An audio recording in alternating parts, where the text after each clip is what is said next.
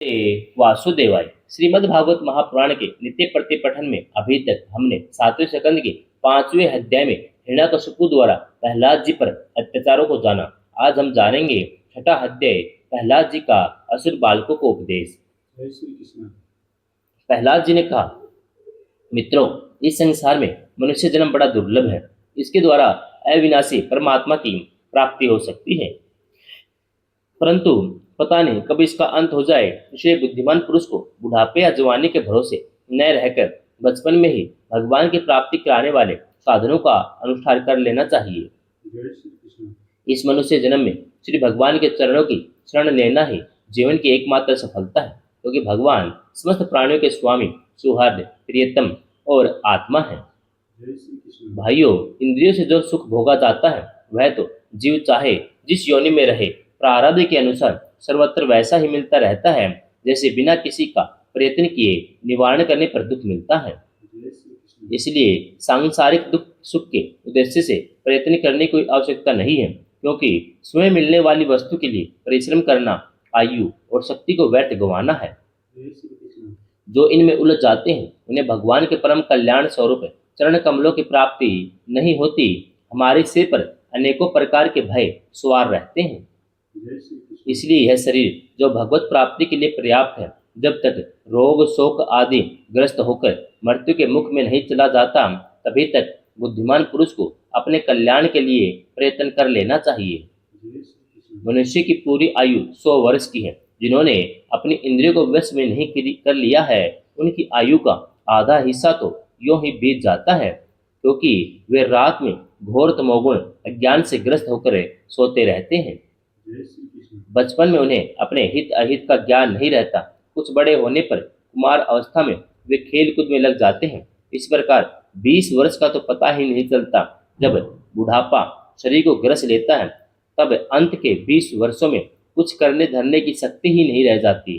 जय श्री कृष्ण। रह गई बीच की कुछ थोड़ी सी आयु, उसमें कभी न पूरी होने वाली बड़ी बड़ी कामनाएं हैं, बलात् पकड़ रखने वाला मोह है, घर द्वार की वह आसक्ति है, जिससे जीव इतना उलझ जाता है कि उसे कुछ कर्तव्य अकर्तव्य का ज्ञान नहीं रहता। जय श्री कृष्ण। इस प्रकार बच्ची कुची आयु ही हाथ से निकल जाती है। दैत्य बालकों, जिसकी इंद्रियां वश में नहीं है, ऐसा कौन सा पुरुष होगा जो घर गृहस्थी में आसक्त है या माया ममता के मजबूत फांसी में फंसे हुए अपने आप को उसे छुड़ाने का साहस कर सके। जय श्री कृष्ण। जिसे चोर, सेवक, व्यापारी अपने अत्यंत प्यारे प्राणों की बाजी लगाकर संग्रह करते हैं, इसलिए उन्हें जो प्राणों से भी अधिक वांछनीय है, उस धन की तृष्णा को भला कौन त्याग सकता है। जय श्री कृष्ण। जो अपनी प्रियतमा पत्नी के एकांत सहवास, उससे प्रेम भरी बातों और मीठी मीठी सलाह पर अपने को निछावर कर चुका है, भाई बंधु मित्रों के स्नेह पास में बन चुका है, नन्हे नन्हे शिशुओं की तोतली बोली पर लुभा चुका है, भला वह उन्हें कैसे छोड़ सकता है। जय श्री कृष्ण। जो अपनी ससुराल गई हुई प्रिय पुत्रियों, पुत्रों, भाई बहनों, दीन अवस्था को प्राप्त माता पिता, बहुत सी सुंदर सुंदर बहुमूल्य सामग्रियों से सजे हुए घरों, कुल परंपरागत जीविका के साधनों, पशुओं, सेवकों के निरंतर श्रमण में रम गया है, वह भला उन्हें कैसे छोड़ सकता है। जय श्री कृष्ण। जो जनन इंद्रिय, रसन इंद्रिय सुखों को ही सर्वस्व मान बैठा है, जिसकी भोग वासनाएं कभी तृप्त नहीं होती, जो लोभवश क्रम प्रक्रम करता हुआ रेशम के कीड़े की तरह अपने को और भी कड़े बंधन में जकड़ता जा रहा है, जिसके मोह की कोई सीमा नहीं है, वह उनसे किस प्रकार विरक्त हो सकता है, कैसे उनका त्याग कर सकता है। जय श्री कृष्ण। यह मेरा कुटुंब है, इस भाव से उसमें वह इतना रम जाता है कि उसी के लालन पालन में वे अपनी अमूल्य आयु को गंवा देता है।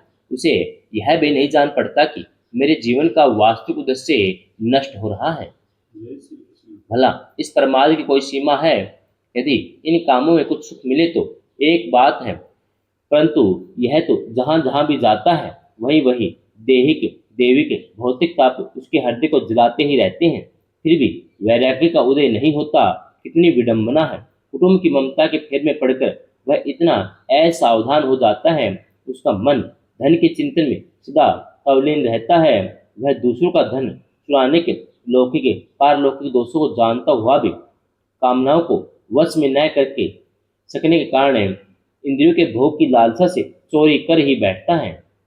जय श्री कृष्ण भाइयों, जो इस प्रकार अपने कुटुंबियों के पेट पालने में लगा रहता है, कभी भगवत भजन नहीं करता, वह विद्वान हो तो भी उसे परमात्मा की प्राप्ति नहीं हो सकती।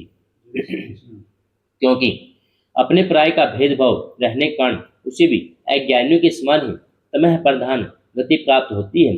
जो कामनियों के मनोरंजन का सामान उनका क्रीड़ा मृग बन रहा है, जिसने अपने पराय का भेदभाव रहने के कारण उसे भी अज्ञानियों के समान तमह प्रदान गति प्रदान होती है। जय श्री कृष्ण जो कामनियों के मनोरंजन का सामान उनका क्रीड़ा मृग बन रहा है, जिसने अपने पैरों में संतान की बेड़ी जकड़ ली है, वह बेचारा गरीब चाहे कोई भी हो, कहीं भी हो, किसी भी प्रकार से अपना उद्धार नहीं कर सकता।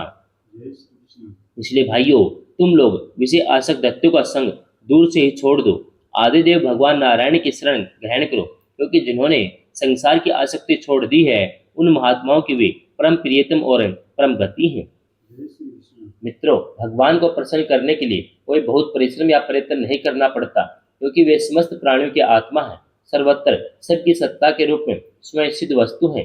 ब्रह्मा से लेकर तिनके तक छोटे बड़े समस्त प्राणियों में, पंचभूतों में बनी हुई वस्तुओं में, पंचभूतों में, सूक्ष्म तन मात्राओं में, महतत्वों में, तीनों गुणों में, गुणों की साम्य अवस्था में, प्रकृति में एक ही अविनाशी परमात्मा विराजमान है। जय श्री कृष्ण वे ही समस्त सौंदर्य, माधुर्य, ऐश्वर्य की खान है। वे ही अंतर्यामी दृष्टा के रूप में हैं और वे ही दृश्य जगत के रूप में भी हैं। जय श्री कृष्ण सर्वथा अनिर्वचनीय तथा विकल्प रहित होने पर भी दृष्टा और दृश्य, व्याप्य और व्यापक के रूप में उनका निर्वचन किया जाता है। वस्तुतः उनमें एक भी विकल्प नहीं है। जय श्री कृष्ण वे केवल अनुभव स्वरूप, आनंद स्वरूप एकमात्र परमेश्वर ही हैं। गुणमयी सृष्टि करने वाली माया के द्वारा उनका ऐश्वर्य छिप रहा है। जय श्री कृष्ण इसके निवृत्त होते ही उनके दर्शन हो जाते हैं। इसलिए तुम लोग अपने दत्तेपन का, आसुरी संपत्ति का त्याग करके समस्त प्राणियों पर दया करो, जय श्री कृष्ण प्रेम से उनकी भलाई करो। इसी से भगवान प्रसन्न होते हैं। आदि नारायण अनंत भगवान के प्रसन्न हो जाने पर ऐसी कौन सी वस्तु है जो नहीं मिल जाती है। जय श्री कृष्ण लोक और परलोक के जिन धर्म, अर्थ आदि की आवश्यकता बतलाई जाती है, वे तो गुणों के परिणाम से बिना प्रयास के स्वयं ही मिलने वाले हैं। जब हम श्री भगवान के चरण अमृत का सेवन करने और उनके नाम गुणों का कीर्तन करने में लगे हैं, तब हमें मोक्ष की भी क्या आवश्यकता है। जय श्री कृष्ण यूं तो शास्त्रों में धर्म, अर्थ, काम इन तीन पुरुषार्थों का वर्णन है। आत्मविद्या, कर्मकांड, न्याय, तर्कशास्त्र, दंड नीति, जीविका के विविध साधन, वे सभी वेदों के प्रतिपाद विषय हैं। परंतु यदि वे अपने परम हितैषी परम पुरुष भगवान श्री हरि को आत्म समर्पण करने में सहायक हैं, तभी मैं इन्हें सत्य सार्थक मानता हूँ। जय श्री कृष्ण अन्यथा ये सब के सब निरर्थक हैं। जय श्री कृष्ण यह निर्मल ज्ञान जो मैंने तुम लोगों को बतलाया है, बड़ा ही दुर्लभ है। इससे पहले नर नारायण ने नारद जी को उपदेश दिया था। यह ज्ञान उन सब लोगों को प्राप्त हो सकता है जिन्होंने भगवान के अनन्य प्रेमी एवं अकिंचन भक्तों के चरण कमलों की धूलि से अपने शरीर को नहला लिया है। जय श्री कृष्ण यह विज्ञान सहित ज्ञान विशुद्ध भागवत धर्म है। इसे मैंने भगवान का दर्शन कराने वाले देवर्षि नारद जी के मुख से पहले ही सुना था। जय श्री कृष्ण प्रहलाद जी के सहपाठी ने पूछा, प्रहलाद जी, इन दोनों गुरुपुत्रों को छोड़कर और किसी गुरु को तो न तुम जानते हो और न हम। ये ही हम सब बालकों के शासक हैं। तुम एक तो अभी छोटी अवस्था के हो, दूसरे जन्म से ही महल में अपनी माँ के पास रह रहे हो। तुम्हारा महात्मा नारद जी से मिलना कुछ असंगत सा जान पड़ता है। जय श्री कृष्ण प्रियवर, यदि इस विषय में विश्वास दिलाने वाली कोई बात हो तो तुम उसे कहकर हमारी शंका मिटा दो। जय श्री कृष्ण छठा अध्याय समाप्तम। जय श्री